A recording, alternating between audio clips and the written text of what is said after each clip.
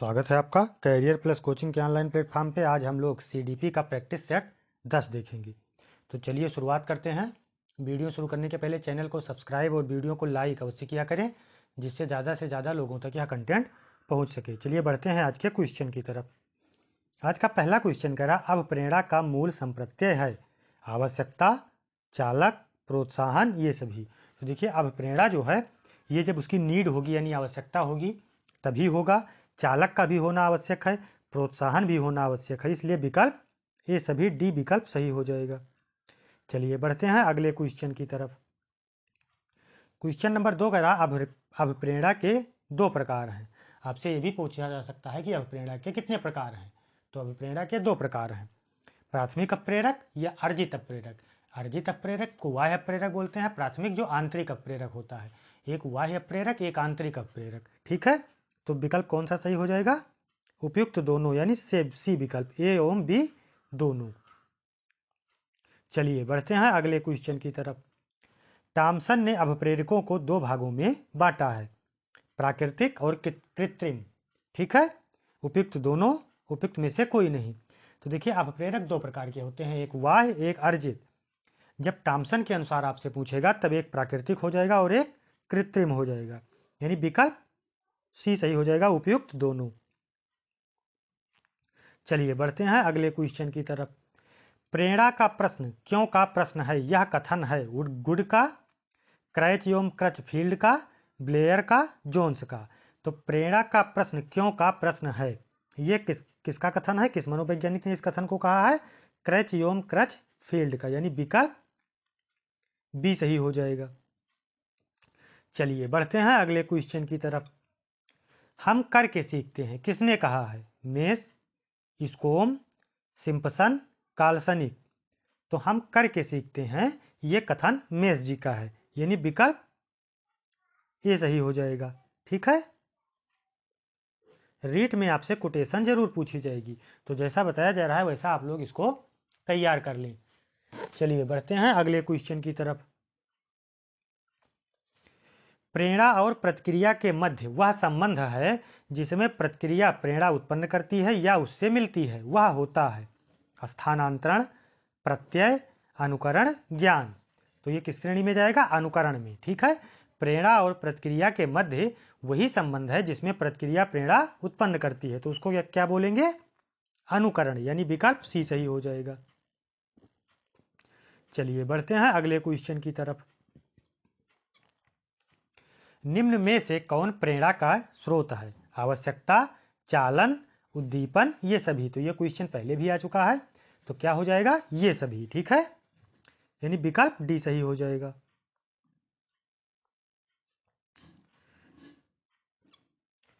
फिर कह रहा प्रेरणा छात्र में रुचि उत्पन्न करने की कला है, यह कथन है टॉमसन का, यंग का, लावेल का, एंडरसन का। तो ये किसका कथन है? ये जे टॉमसन का कथन है। ठीक है, जे टॉमसन है, ये टॉमसन का कथन है, यानी विकल्प ए सही हो जाएगा। निम्नलिखित में सामाजिक प्रेरक है भूख, प्यास, प्रेम, आत्मगौरव। सामाजिक प्रेरक कह रहा है तो भूख, प्यास, प्रेम ये जन्मजात प्रेरक है, ये अर्जित प्रेरक में नहीं आएंगे। लेकिन जो ये आत्मसम्मान या आत्मगौरव दिया हुआ है ये अर्जित प्रेरक की श्रेणी में आएगा, ये एक सामाजिक प्रेरक है, यानी विकल्प डी सही हो जाएगा। निम्नलिखित में से जैविक प्रेरक है नींद, सृजनात्मकता, मध्य व्यसन, आत्म प्रशंसा। जैविक प्रेरक कह रहा है तो जैविक प्रेरक में नींद चली जाएगी। ठीक है, जैविक प्रेरक मतलब जो जन्मजात होता है उसको जैविक प्रेरक बोलेंगे, यानी ये नींद चला जाएगा, विकल्प ये सही हो जाएगा।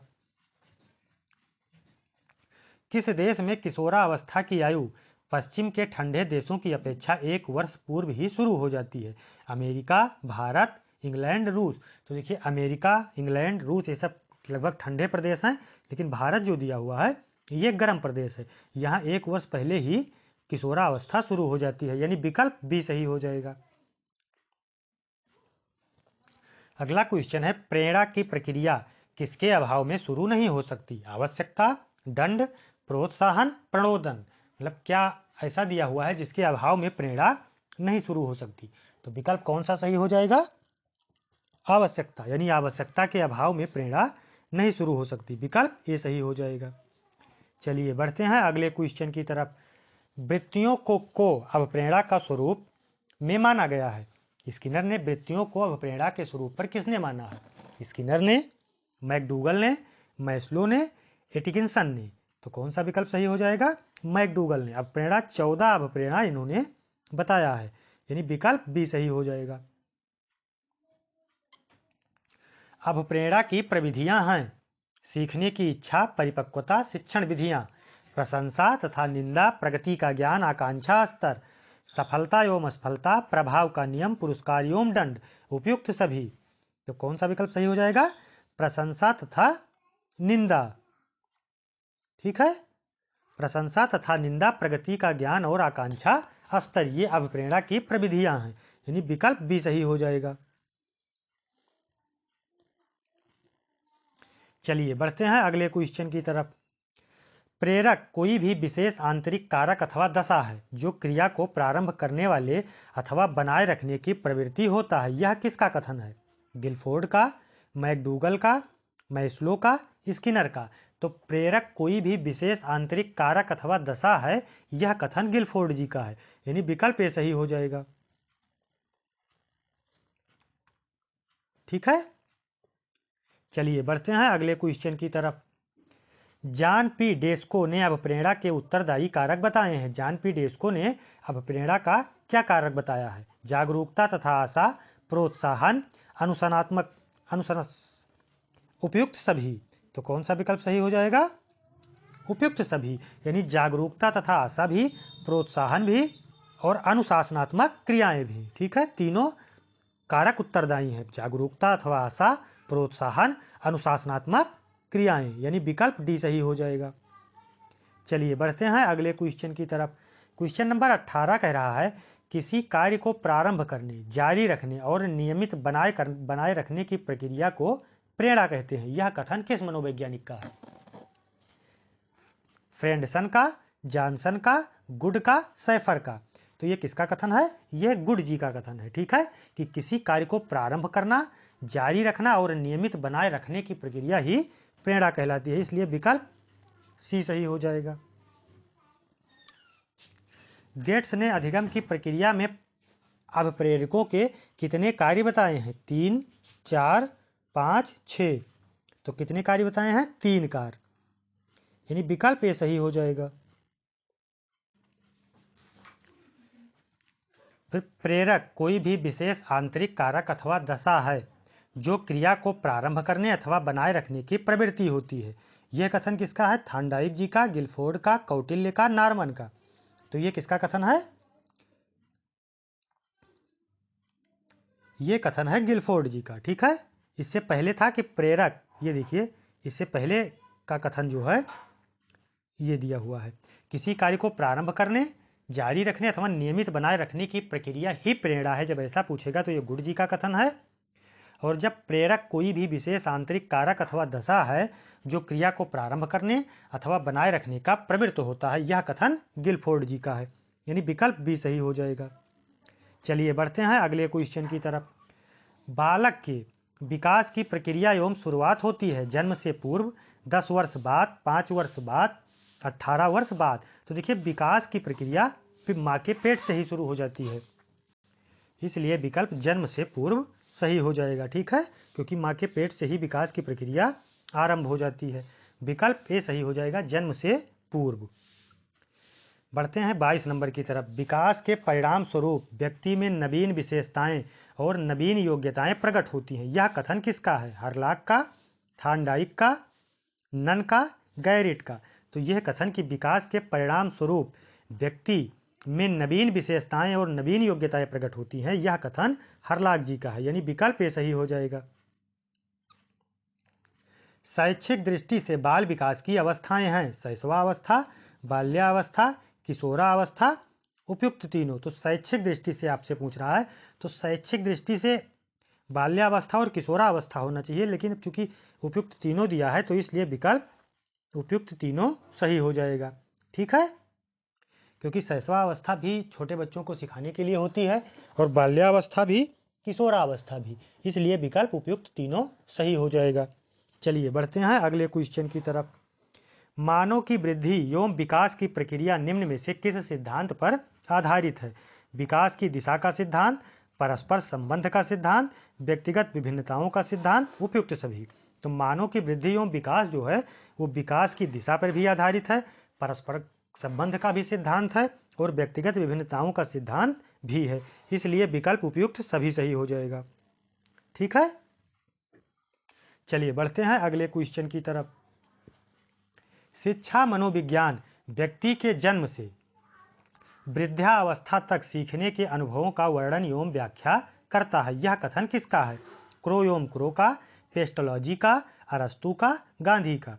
तो देखिए, शिक्षा मनोविज्ञान व्यक्ति के जन्म से वृद्धावस्था तक सीखने के अनुभव का वर्णन एवं व्याख्या करता है। यह कथन क्रो एंड क्रो जी का है। ठीक है, विकल्प ए सही हो जाएगा। निम्न में से कौन सा कारक व्यक्ति के वृद्धि या विकास को प्रभावित करता है? भोजन, व्यायाम, ग्रंथियों की क्रियाशीलता, उपयुक्त सभी। तो विकल्प उपयुक्त सभी सही हो जाएगा, क्योंकि ग्रंथियों की क्रियाशीलता भी इसमें इंपॉर्टेंट रोल निभाती है, भोजन भी और व्यायाम भी। विकल्प डी सही हो जाएगा। चलिए बढ़ते हैं अगले क्वेश्चन की तरफ। क्वेश्चन नंबर 27 कह रहा, एज ऑफ ब्यूटी कहते हैं पूर्ण किशोरावस्था को, किशोरावस्था को, बाल्यावस्था को, उपयुक्त सभी। तो देखिए, एज ऑफ ब्यूटी जो है ये पूर्ण किशोरावस्था कहलाती है, यानी विकल्प ये सही हो जाएगा। ठीक है, पूर्ण किशोरावस्था को ही एज ऑफ ब्यूटी कहते हैं और इसी को तनाव पूर्ण अवस्था भी कहा जाता है। ठीक है, चलिए बढ़ते हैं अगले क्वेश्चन की तरफ। किस आयु वर्ग की लड़कियां तेजी से बढ़ती हैं? 12 से 14 वर्ष, 13 से 15 वर्ष, 10 से 12 वर्ष, 11 से 12 वर्ष। तो देखिए, 12 से 14 वर्ष की लड़कियों का शारीरिक विकास बहुत तीव्र गति से होता है, इसलिए विकल्प ये सही हो जाएगा। 12 से 14 वर्ष, यानी 12 से 14 वर्ष की वर्ष आयु वर्ग की लड़कियों का विकास या वृद्धि और विकास बहुत तेजी से होता है। ठीक है, विकल्प ये सही हो जाएगा। चलिए बढ़ते हैं अगले क्वेश्चन की तरफ। किशोरावस्था में किशोरों में कौन से गुण आते हैं? वीर पूजा की भावना, विपरीत लिंग के प्रति लगाव, कल्पना की प्रधानता, उपयुक्त सभी। तो किशोरावस्था में वीर पूजा की भावना भी जागृत होती है, विपरीत लिंग के प्रति अट्रैक्शन भी होता है, कल्पना की भी प्रधानता होती है, इसलिए विकल्प उपयुक्त सभी सही हो जाएगा। ठीक है, ये अवस्था होती कब से है? जब आप वयस्क हो जाते हैं। ठीक है, यानी 16 वर्ष के ऊपर मान सकते हैं आप। विकल्प डी सही हो जाएगी। वैसे तो सरकार ने 18 वर्ष निर्धारित किया है। चलिए बढ़ते हैं अगले क्वेश्चन की तरफ। क्वेश्चन नंबर 30 की तरफ। किस अवस्था को यौवन एवं बाल्यावस्था के मध्य पड़ने वाला संधि काल कहा जाता है? यौवन एवं बाल्यावस्था, यानी बाल्यावस्था के बाद और यौवन अवस्था के पहले की बाल्यावस्था, शैशवावस्था, किशोरावस्था, प्रौढ़ावस्था। तो देखिए, जो एक किशोरावस्था है इसी को यौवन एवं बाल्यावस्था के मध्य की संधि कही जाती है, यानी विकल्प सी सही हो जाएगा। ठीक है, 30 क्वेश्चन थे। आप लोग कमेंट में जरूर बताएंगे कि आपके कितने सही हो रहे हैं। 2 वीडियो में पहले ही मैंने कोटेशन ले लिया है। सारे कोटेशन जितने कथन हैं उनको आप लोग एक बार अच्छी तरीके से देख लेंगे। कम से कम 2 कथन आपसे रीट के एग्जाम में जरूर पूछे जाएंगे। ठीक है, पिछला पेपर आप लोग उठा के देख लीजिए, इसलिए कथन को ज़्यादा से ज़्यादा सम्मिलित किया गया है। और आप लोग चैनल को सब्सक्राइब और वीडियो को लाइक अवश्य किया करें, जिससे ज़्यादा से ज़्यादा लोगों तक यह कंटेंट पहुंच सके। धन्यवाद, मिलते हैं नेक्स्ट सेशन में।